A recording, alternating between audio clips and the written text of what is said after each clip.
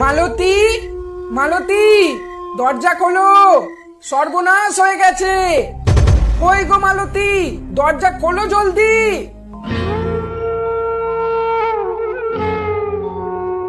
কি ব্যাপার, তুমি কোথায় ছিলে এতক্ষণ? তার আগে তুমি বলো তো, গ্রাম ছেড়ে সব লোকজন কি পালিয়েছে নাকি? বাড়ি আসার পথে একটা লোককেও দেখতে পেলাম না রাস্তায়। নদী পেরিয়ে বাঘ ঢুকেছে গ্রামে, ফরেস্টার থেকে ভুলে গেছি কিছুক্ষণ আগে, তাই সব দরজা জানলা বন্ধ করে ঘরে বসে আছি। কিন্তু তুমি কোথায় ছিলে বলো তো? আর বলো না, আমি আর বরেন্দা গেছিলাম ধামাখালি হাটে।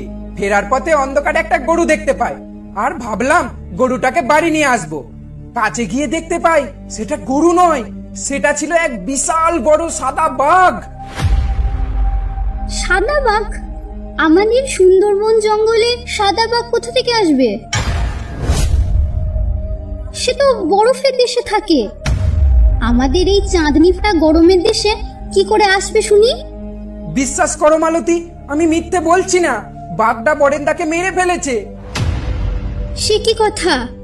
বরিন্দা তাহলে বেঁচে নেই? গ্রামবাসীদের উদ্দেশ্যে অতি আনন্দের সাথে জানানো হচ্ছে যে যে বাঘটা জঙ্গল পেরিয়ে গ্রামে ঢুকে পড়েছিল তাকে আমরা খাঁচাবন্দি করে ফেলেছি। আপনাদের আর ভয় নেই, আপনারা আর ভয় পাবেন না। আপনারা এখন যে যার মতো নিজের কাজ করতে পারেন।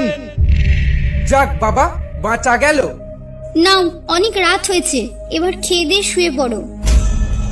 গ্রামবাসীদের উদ্দেশ্যে অতি আনন্দের সাথে জানানো হচ্ছে যে যে বাঘটা জঙ্গল পেরিয়ে গ্রামে ঢুকে পড়েছিল তাকে আমরা খাঁচাবন্দি করে ফেলেছি।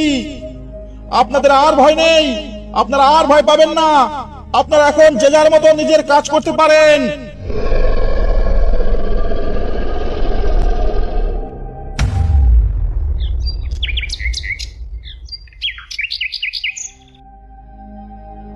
কানাইদা, আজ জঙ্গলে না গেলেই ভালো হতো। কাল রাতে এত